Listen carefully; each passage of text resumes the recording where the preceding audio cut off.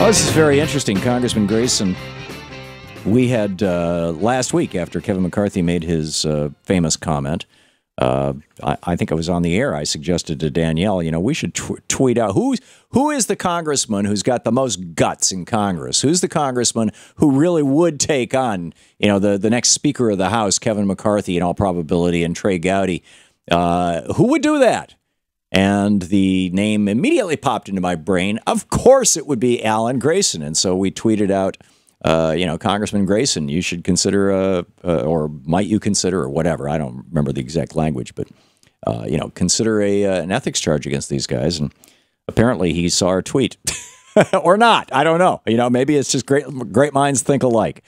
But it's incredible. It's absolutely incredible. Say what? Oh, Kevin McCarthy. Yeah, this is, by the way, for those of you who don't know what we're talking about here.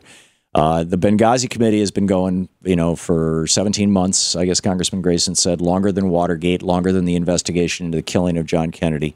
It's been going on and on and on to the tune of $4.5 million of your tax dollars have been spent on this thing. And then Kevin McCarthy goes on Fox so-called News on Sean Hannity's show. And Sean says, well, what have you done for us? What has the Republican Congress done that we should be impressed by? Come on, Congressman, give me something. And McCarthy said a couple of things, and Hannity was like, well, that's not that's not a big deal. Give me something that's a big deal. And here's what, and I'm paraphrasing all this, but if you see the entire interview, you'll see that, I think I'm providing an appropriate context here. And here is the clip where McCarthy finally, in response to all this badgering or questioning by Sean Hannity, finally says, okay, I'll tell you what the Republican Congress has done to help Republicans. It's to ensure that we get the White House. Here it is. What you're going to see is a conservative speaker that takes a conservative Congress that puts a strategy to fight and win. And let me give you one example. Everybody thought Hillary Clinton was unbeatable. The context that I forgot to include is that Sean Hannity was saying, if you get elected Speaker of the House, what can we expect? What have you done? What should give us confidence in you? And here's the backstory to that is that a lot of, not just Republicans, a lot of people are pointing out that Kevin McCarthy has, basically, I believe it was Kevin McCarthy who's only passed two pieces of legislation.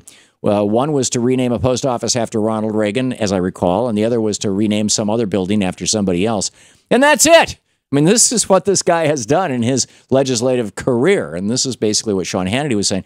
Okay, so we get you as Speaker of the House. What's that going to mean? Back to the clip. Let's play it from the beginning. It'll take. There we go. What you're going to see is a conservative speaker that takes a conservative Congress that puts a strategy to fight and win. And let me give you one example.